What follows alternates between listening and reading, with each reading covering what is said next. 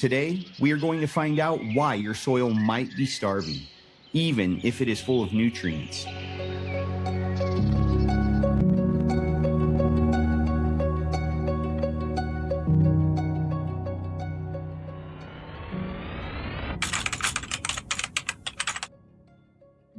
It's not so much dead, it's just so out of balance. Matthew Slaughter. Welcome back to the Soil Talks podcast. So why would you say that the soil biology is the final frontier of modern agriculture? The final frontier in the sense that we only have begun to scratch the surface of what is known and what is possible. So there's a lot of things going on that we can't see. The tools that we have are, I would say, are still primitive. They're getting better. They've definitely gotten better over the last 20 years. Because looking at it with a microscope is one step in the process. Then now with all of the genetic sequencing and doing the, trying to understand the functions of all these different microbes and the huge community that is represented by these microbes, that is like it is just scratching the surface. So I don't know if it's a final frontier. I don't think there's anything in human minds. There's no such thing as the end to the journey. So it's just the next step in really understanding what's going on with how we manage our soil, our crops, our plants, and ultimately our ecosystems. Absolutely. I think AI might play a game or a role in that as well, especially with the compounding of data. And we're seeing it already. We're seeing it drastically happen at a pretty rapid pace, which then does give you the ability to look into it a little bit deeper. And but like you said, we've just scratched the surface.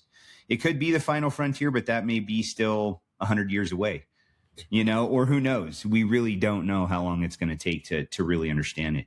Well, that's perfect. Let's talk a little bit about the journey into the microscopic world. How did you basically get started in soil biology, if you don't mind? So, okay. So the history of Matt and soil. So I joined the Soil Food Web Laboratory under Dr. Ingham in 2003 as a database specialist. I was working on helping manage the data flow from the lab, putting it into a usable format. It was a very cumbersome, lot of Excel spreadsheets and reformatting and creating reports and doing all this crazy stuff with the data. And my brother, who's a programmer, and I, with my background in database, relational database management and design, we rebuilt the whole system to manage the lab so that it could basically, instead of 2 full-time people, anybody in the lab could enter data, create reports for the clients. So Gotcha. And put it into a format that was really easy to present. And so I came in it from a tech perspective. Gotcha.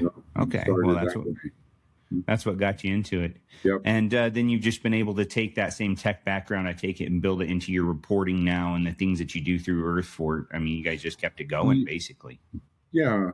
I mean, the system now is essentially the same system that we built 20 years ago, and we just updated it based on software. So Sure. So currently it's basically it runs on a mini server in my lab, and that's all I need. And Yeah. But because of that, because I was hired to do data entry and data management, and we created the system, I didn't have a job anymore. So Dr. Ingham and I sat down, and she decided that I would be a good person to teach how to do the consulting side, how to talk to the clients and work with them directly on how to interpret and implement strategies based on the data. And so Sure. that was the real beginning of my the soil journey itself. Yeah. 'cause I understood the data better than anybody. That's interesting. So you really do see it now from the AI perspective too, coming in, I'm sure, and Yeah, well, compiling the data and doing those types of yeah, things. exactly. I mean, that's, working with the spreadsheets, looking at the numbers, trying to understand trends and what what's important, because Yeah. we've done a lot of different testing, and I'm sure we'll talk about that, the different categories of microbes, and looking at all of this data. And from my perspective, I take a humanistic approach that says what's the smallest deliverable product that is going to be valuable for a farmer. So in other words, Mhm. lowest cost and easiest accessibility and easiest to understand. So I've taken the kind of the, I don't know, simple approach, whereas AI is going to create this huge, it's going to take decades and decades for people to wrap their heads around all the data that's being generated by the genomic testing and what the AI. Sure. Yeah, no, absolutely. Moving into the future, I would say. So, what was the catalyst, kind of, if you don't mind, for starting Earthfort? Like, what was that catalyst to be like, we're starting this and we're going to move forward? So what happened was, as I started going out into the field working with farmers, realizing that they needed certain tools to help them implement the strategies, right? Because a lot of them, even back then, is like, we want to move away from chemicals. We want to stop using herbicides and pesticides to manage our crops. We want to take care of the soil. Sure. And the kinds of products that were available at the time, it was really hard to find them sometimes. And there's a lot of different versions of it. Like this humic acid is an example. There's probably 30 or 40 ways to create a humic acid product, and not all of them are created equal, and not all of them do all of the jobs that we want them to do. So Sure. Earthfort is actually it was Earth Fortification Supplies Company was what we started with. And I was talking to Elaine, and I said, look, we need to consolidate and vet out some of these products, right? And say, look, if you're going to use a fish, let's make sure it's a really good fish, and let's test it and make sure that it's doing what it's doing.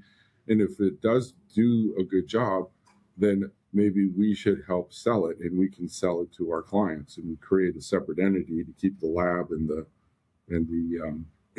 supplies company separate at first.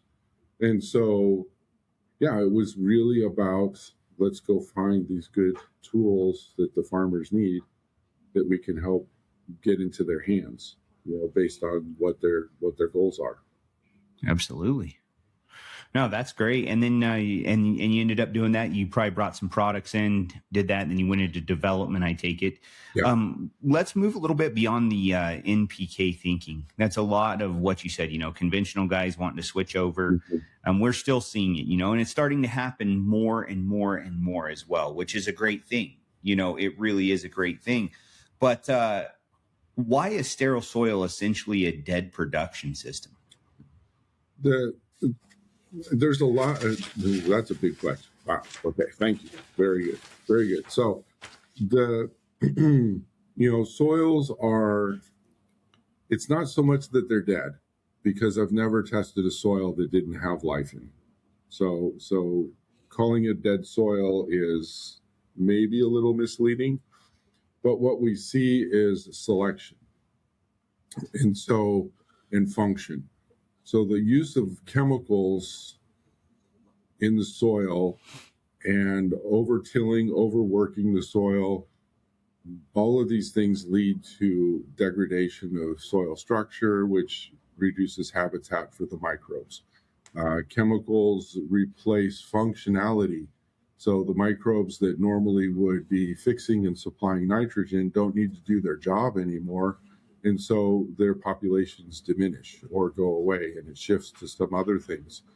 And also, as the diversity declines because of these activities, then that sets the stage for pathogens to come in. So the disease-causing organisms are very well suited for living in those types of soils that conventional agriculture creates. Sure. So, it's not so much dead, it's just so out of balance, right? It's like, I love the movie Super Size Me, where, the guy ate McDonald's for a year or whatever, 90 days, and just ate McDonald's, and that's all he ate for a long time.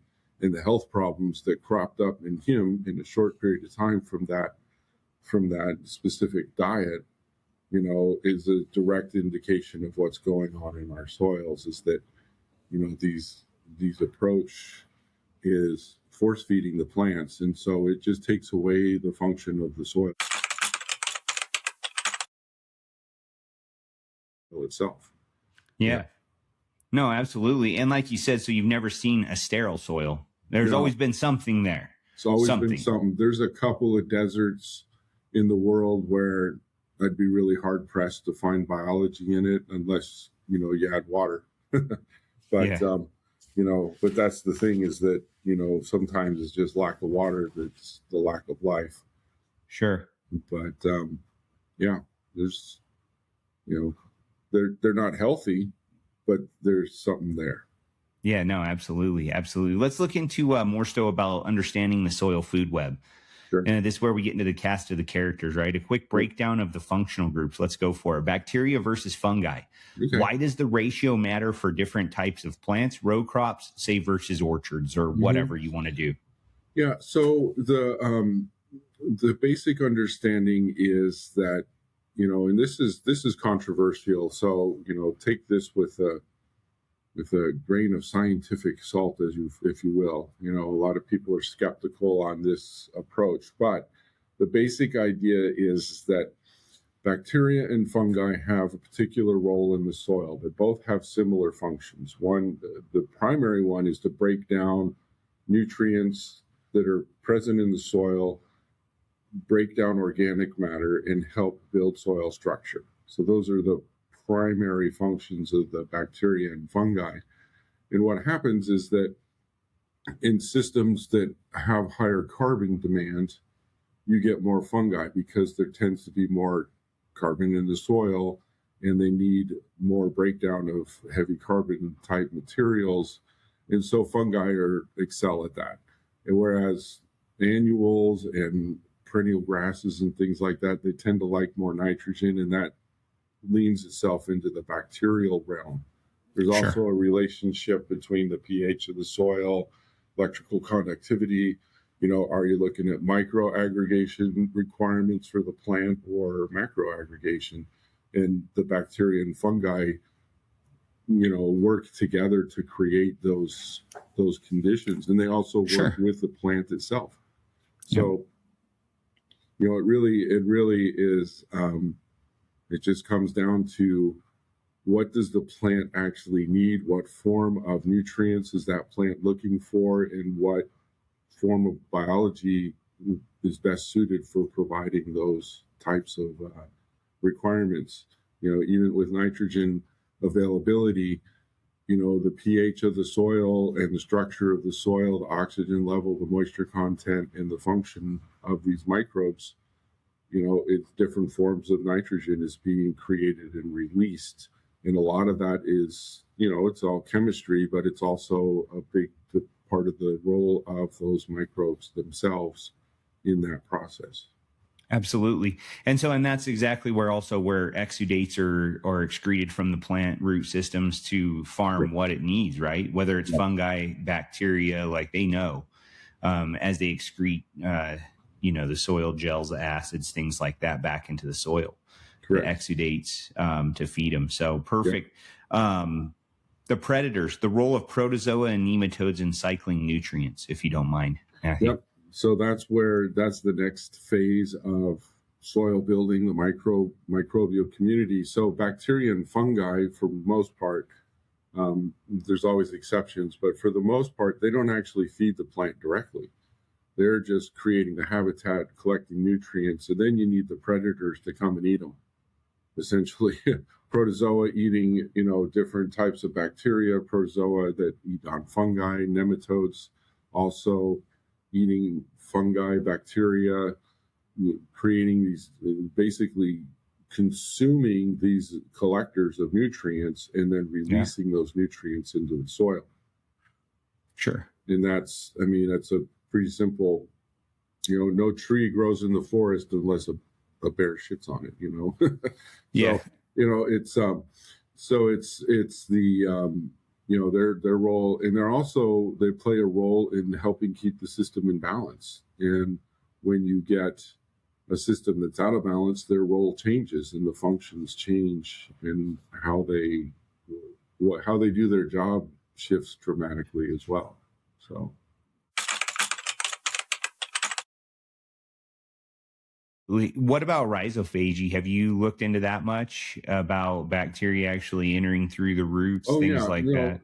So similar to mycorrhizal fungi, some of them are parasitic to the plant, some of them are beneficial, and it's just another role. Again, that's part of the ongoing discovery of how deeply embedded the plants and the microbes are with each other.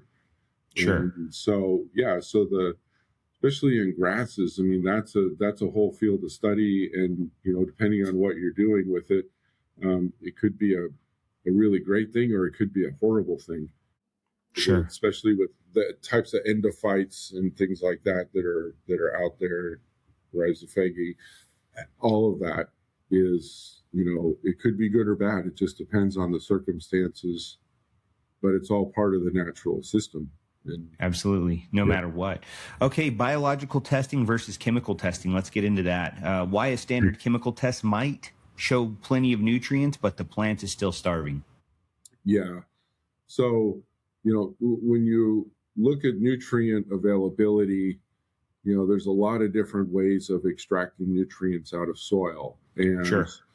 When you use a harsh chemical extractant, it's like, yeah, that's great. There's plenty of nutrients there, but those are not plant available forms of those nutrients. And those are, definitely, you have to force it. Basically, you have to force the chemistry off of the sand, silt, and clay, or extract it out of the sand, silt, and clay, or, and even with, and so that can demonstrate, a high level of nutrient availability or even excessive nutrients. And the key to the nutrient cycle is the microbes. Plants don't eat because of the nutrients in the soil. Plants eat because of the nutrients in the soil solution made available by the microbes.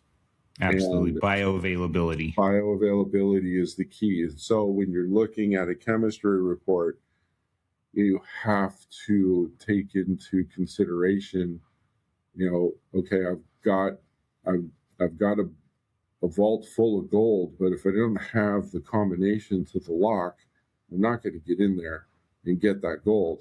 Yes. And the microbes the biology provides that code to unlock those nutrients.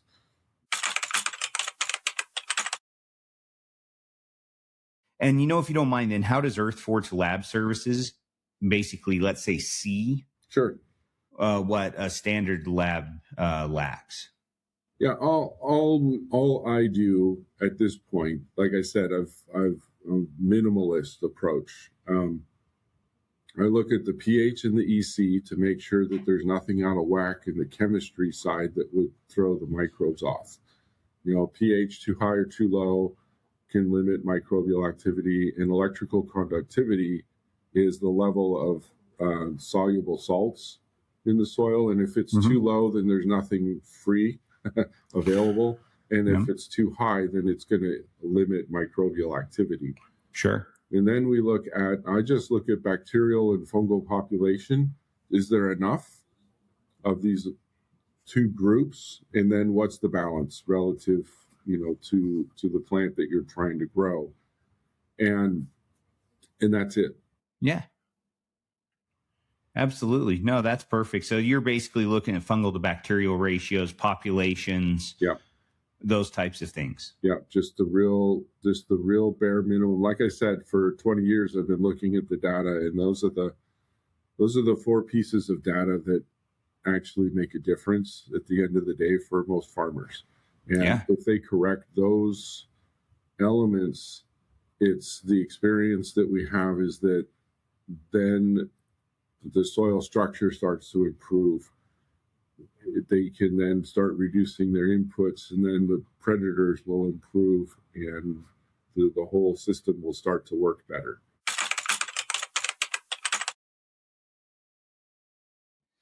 What is the biggest myth people believe about soil microbes? Well, I think what we're just saying in that the soil microbes, the biggest myth is this: if soil microbes will fix everything. And that's not entirely true. Sure. The other thing is that the other big myth that I really like from a farmer's perspective or a grower's perspective who is thinking about going this direction, one of the biggest myths is that all nematodes are not bad. In fact, only a small percentage of nematodes are actually bad.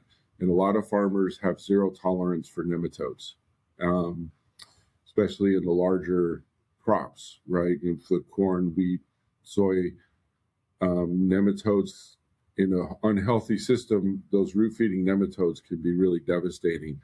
But they're only a small fraction of what's out there, and a healthy soil will reduce their population significantly. Also, let's see, most of the disease-causing organisms are wimps. So we're throwing a lot of chemicals at dealing with diseases that could more easily be handled with focusing on soil health and improve the health of the soil. And those organisms that are attacking your plants, they're a symptom of an unbalanced, unhealthy system. They're not.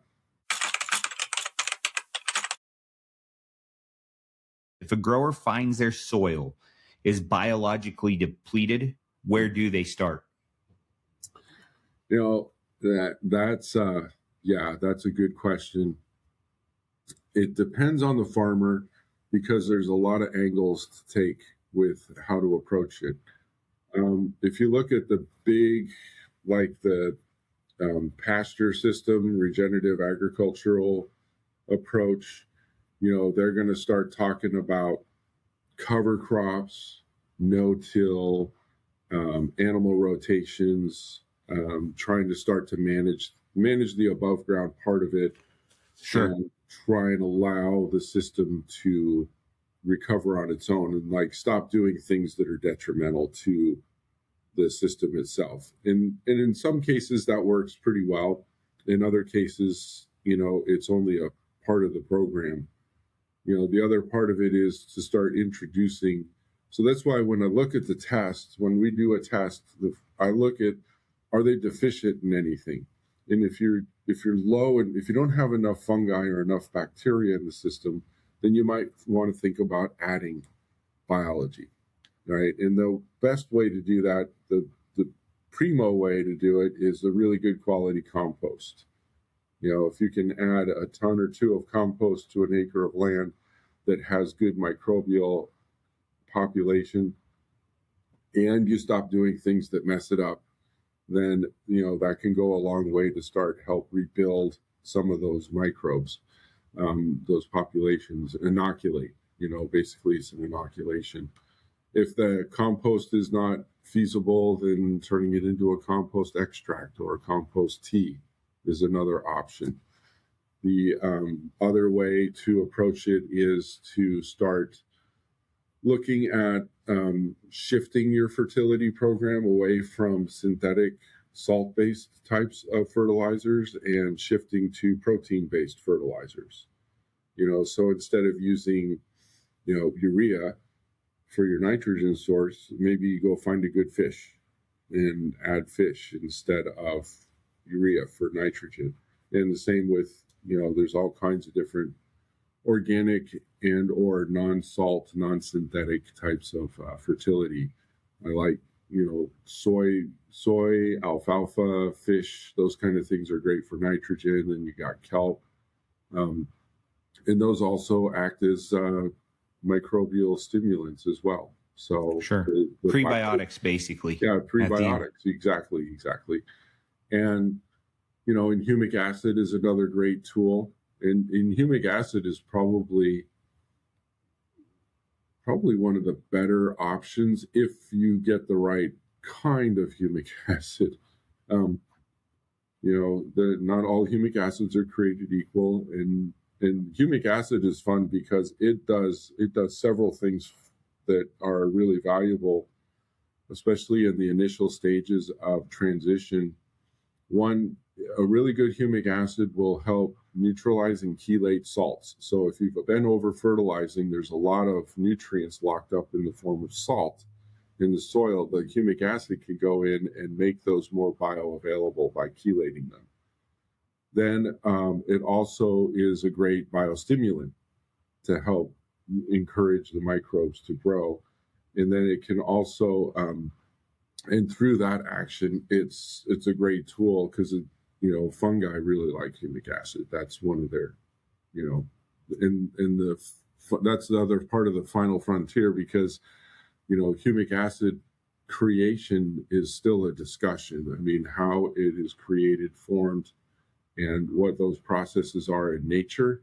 Some people think, some of the research suggests that fungi actually creates humic acid in the process of breaking down the organic matter, and other suggestions that it's purely a chemical process of the breaking down of the organic matter, but becomes a food resource for the fungi. So it's like, well, okay, how can you actually separate those two things? But that's for the scientists to discuss. I did have one question for you regarding the compost teas. We've never personally dealt with compost teas much, just due to the fact that, the biology is kind of unknown, especially if you don't take care of it properly, things like that, you could have issues.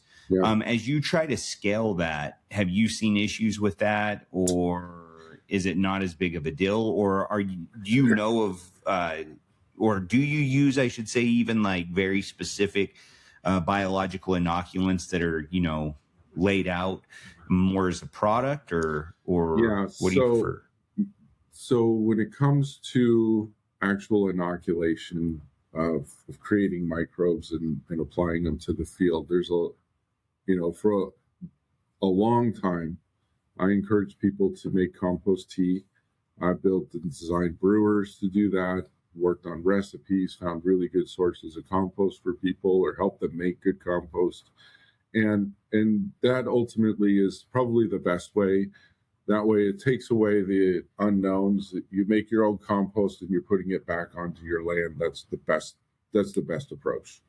And liquefying it, scaling, it gets tough. I mean, it's and then that's what we ran into. I mean, my business was going down the path of doing large-scale commercial compost tea production, helping farmers do that. But what we realized was that there was a limit to human power and accessibility and timing, and there's just tons of issues with the logistics, really. And so it didn't scale very well. Extracts scale better because you're not dealing with food resources, you're not dealing with timing issues as much, where you can just liquefy the compost, strain it, and apply it, and you don't need as much, and there's not as much logistics involved, but it's still a lot of water, a lot of work to do that. If you're talking about a 1,000-acre farm, that could be a 2-week process every time you want to apply. Most farmers don't have that kind of free time, if you will. Yeah, that time. And so, sure. And then And then years ago, from all that learning, I created an actual stable extract product that it was registered, certified organic, that people could buy, and it scaled pretty well. It's still shipping water, but it was microbes coming from one specific area, and it didn't always translate to other parts of the country very well. And so I mean, some of it worked. It's not that it didn't work. It's just that it could have been better. And still, even at only a gallon an acre, when you're dealing with, I worked with a lot of large rangeland stuff, 10,000 gallons of stuff is expensive to ship. It outstripped the benefit. And so I've gone away from microbial inoculants completely and focus more on the probiotics, and then encourage people who need to add or actual probiotics to make their own, or go get some DNA sequencing done and see if there's any specific types of organisms that they need to add to improve their crop. So buying, and there's a lot of companies that sell. I mean, it's easy to get microbes now. I have a supply. I get a supplier in India who will basically, if I give them a name, they'll make it. And so it's not the ideal, because the diversity is more important than an individual organism. But if you really need that individual organism or that function that you might be missing, then it can be very valuable.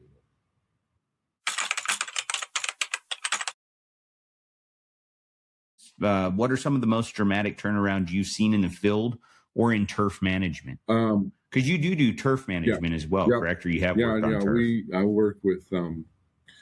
I work with golf courses down in Arizona and on the East Coast, throughout the mountain state. I've worked with all kinds of different things. Sure. Dramatic. So I work with a dairy. He's doing corn and grazing for his cows, and he started using our approach, testing the soil, adding compost, adding some prebiotics and things like that.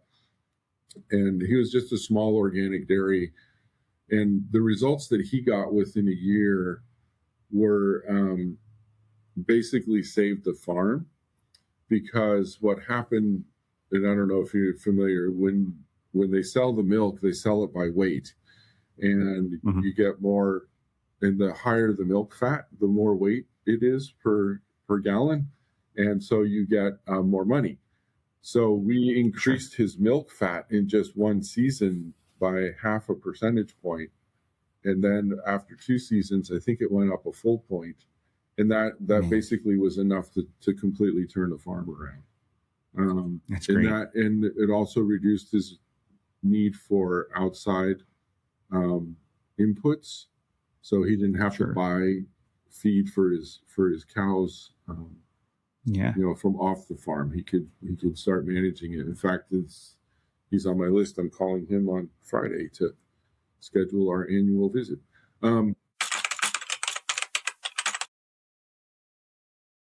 And that's what I'm saying. So it's at the end of the day, when it all comes down to it, that's exactly what it is. It's like, once you get the system, testing, seeing what's missing, building structure, making sure life's there, making sure energy's there for the life, and just retesting. That's the exact same principles we look at. And it's very simple to do once a farmer or a producer actually wants to do it. Yeah. Like you said, the amount of money you made for him, and then not only made, but saved. Yeah.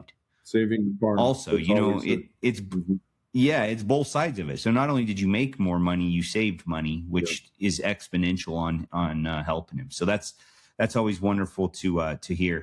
Let's talk a little bit about the future of soil science. Okay. Regenerative ag trends. Where is the industry heading in the next 10 years, would you say, Matthew?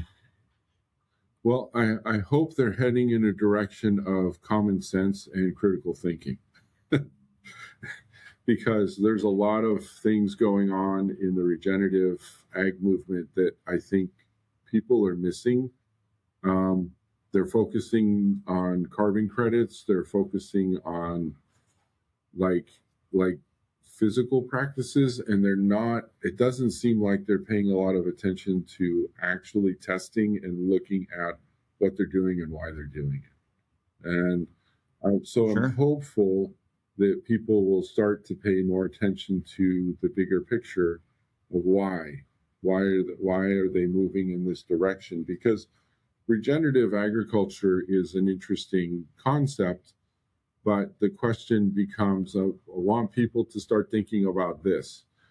If you want a sustainable regenerative system, you can't remove anything from the farm.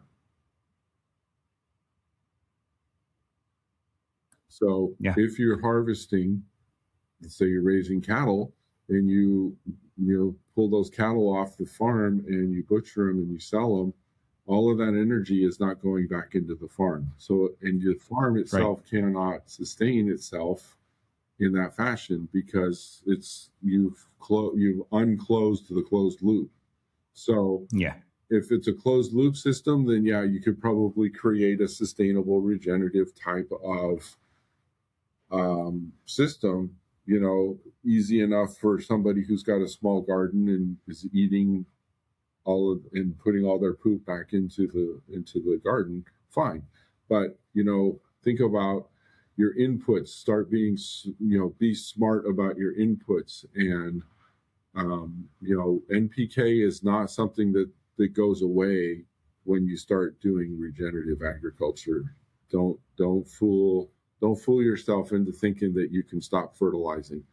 You just have to change the way you fertilize and the kinds of tools that you're using and the way that you're doing it. It's just changing. It's a change. It's not, humans are involved in it. It's going to be messed up. So we got to do things to correct it. That's right. That's right. So you think, though, in the next 10 years, are we going to move more and more towards regenerative systems, though? Is that what you're thinking? Or more and more, I mean, whatever you want to call regenerative or organic, I think, or biological first, whatever. I mean, it's like, yes, I would really hope that that's the direction, and in some parts of the world, if you look at it from a global scale, most global agricultural systems are already mostly regenerative anyways, as far as that goes. They're not doing the same kind of things that we're doing here in the U.S. And because they can't afford it, right? U.S. is a wealthy, and that's the other thing with, when we're looking at the economy, because that was kind of how we opened the soil economy. If you're constantly putting in $200, $300 worth of inputs to get $200 or $300 worth of outputs, you're not going to get anywhere. You're status quo, you're maintaining, but you're not growing. And so you're forced into a debt relationship where you have to borrow so that you can pay back what you borrowed. And then you can't put braces on your kids, So if you want to actually be profitable, because I think being a farmer would be, if you do it right, it could be the best job in the world. Very well. And, but breaking free of the current paradigm is a challenge. Yep. The treadmill of inputs, right? Well, and it's more than that. I mean, when you look at the economy, especially large scale ag, you've got corporate industrial farms, large scale family farms that are bound to contracts, and they're tied to, in order to get crop insurance, they have to follow certain parameters and put in place certain guarantees. And if you go to your insurance agent and say, I've decided I'm not going to use weed killer anymore, they're probably not going to sign off on a crop insurance policy for you. So that puts you at risk, and farmers, I found in my travels, farmers are very risk averse. They don't, the fear of losing is way, way stronger than the fear of, than the potential reward of success. So managing, so helping and that's where I see the, potential with the USDA and a lot of these programs that they put into place.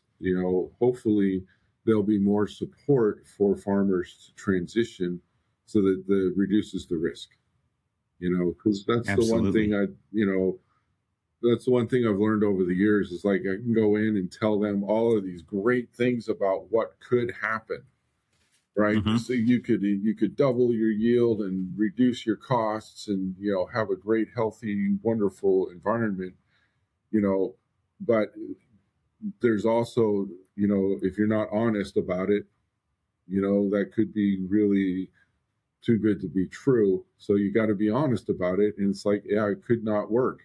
And it could take a few years to get there. Yeah. And then all of a sudden it's like the risk is like, oh, you mean I might actually reduce my yields for a few years in the process.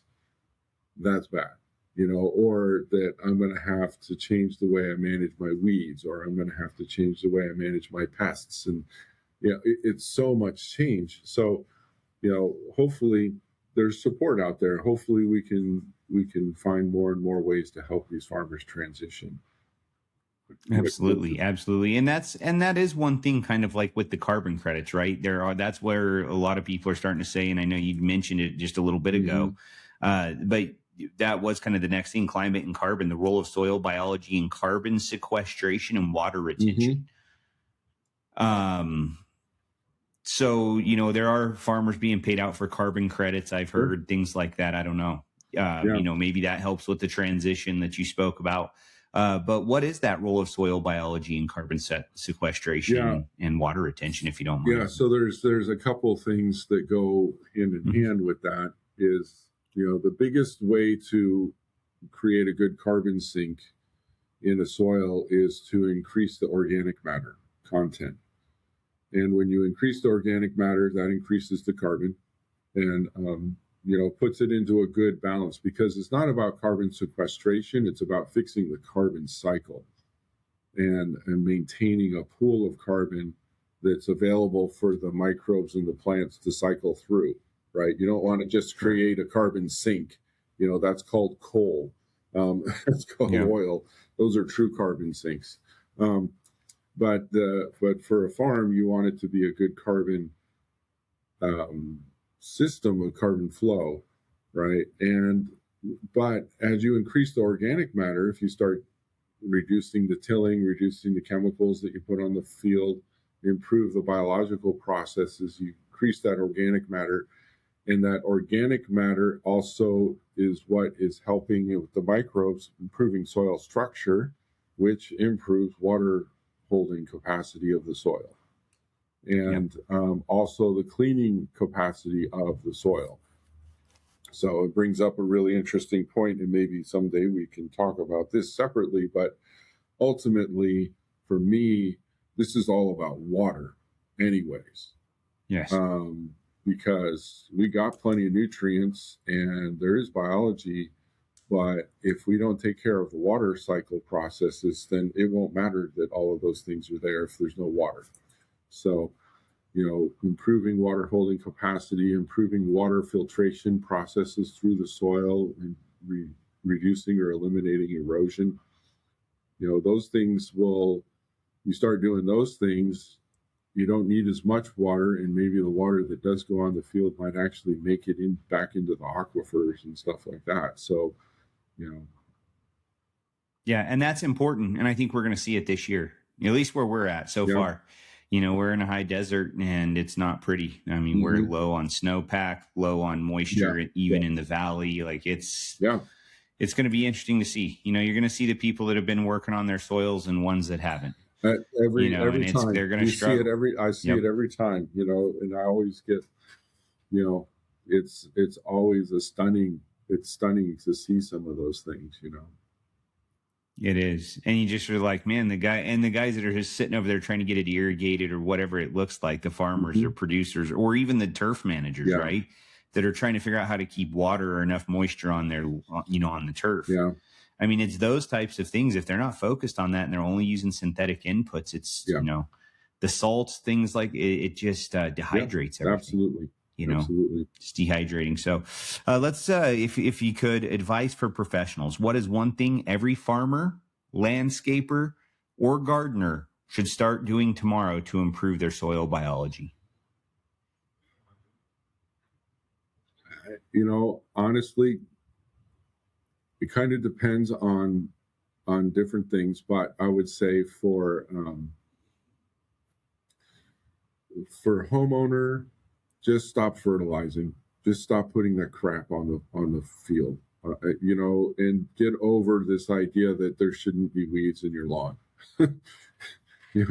Quit that, because weeds are just a symptom of a bad soil. And if you start taking care of the soil, the weeds will go away by themselves. You don't need to do stuff. And learn how to make compost. Start actually putting your back into compost production. For golf courses and professional turf systems, boy, that's a whole program. Because you can't ask them to go cold turkey on any of that stuff. All the golf courses that I work on, it's a transitional system. So I would say start educating yourself on options. Gotcha. Look at, start evaluating your real problems. What are you fighting? What is the thing that you're fighting for or against? Mm-hmm. And start researching that a little bit and start looking for, because the AI these days, if you do an AI search on some of these problems is there a biological or natural or mechanical approach as opposed to a chemical approach, you're going to find some answers, and then vet those out. Don't take it at surface level, vet them out, but use the AI to start the conversation. And then for large scale farms, it's really just starting to analyze the soils, looking at what's going on, what kind of things do you need to start getting into the soil to start working. And again, education is always a good thing to start looking at. How, and ask yourself honestly, do you want to change? And that's the other thing too, is like, it's so easy to walk onto a farm and talk about all these great things, but if they don't want to change or don't feel like they can, they're going to resist it. And so, you got to take a different approach and just ask them to start thinking about it. And give them some options on testing, things like that. Like at least to see what you got. Yeah. Testing can be really enlightening if you do it in the right way. And the other part of, and I know we're getting towards the end, but I always make available a few minutes of my time to talk to people who use the testing. That was one of the things that I learned. A lot of testing labs, you send in your sample, you get a report back, and that's it. And they like actually talking to somebody about what the report means is like, oh, go talk to your agronomist. Mm-hmm. There's not too many agronomists that are trained in soil microbiology. So I always make time for people who want to talk about the report. That's cool. That's great. I'm going to get into the closing and wrap up now. Rapid fire questions. Favorite microbe?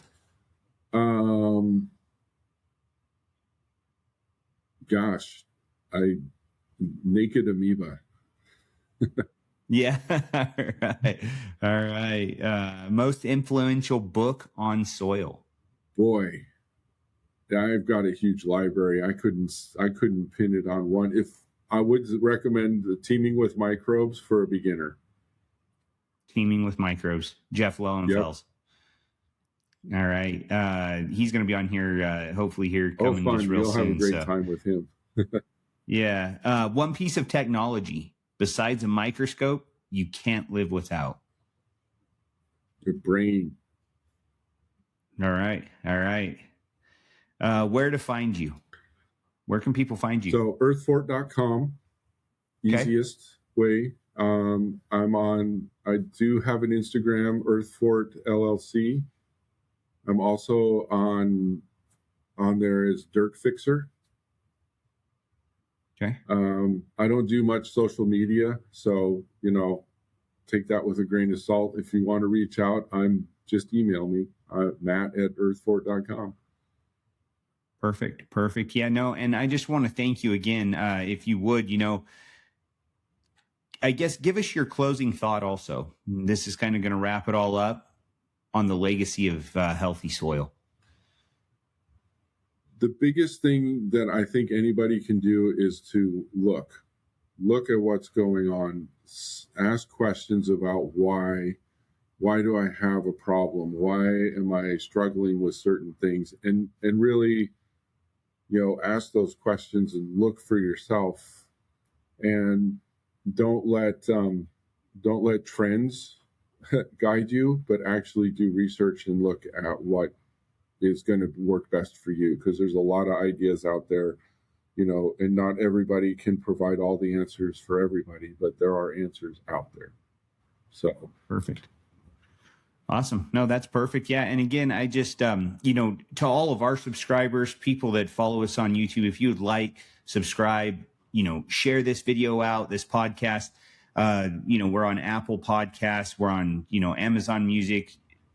If you come across our Soil Talks podcast, if you guys would please, like I said, like it, give it a 5-star review, whatever you think. We just like to bring the brightest minds to the front of soil health and to talk and to bring the truth out. And today with Matthew Slaughter, with the owner of Earthfort Labs or Earthfort, we were able to do that.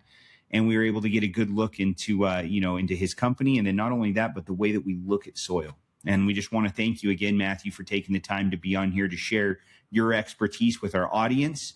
And we look forward to doing some more of them with you in the future. Yeah, that'll be great. Thank you for having me. Absolutely. Appreciate you. You have a great day, Matthew. You too.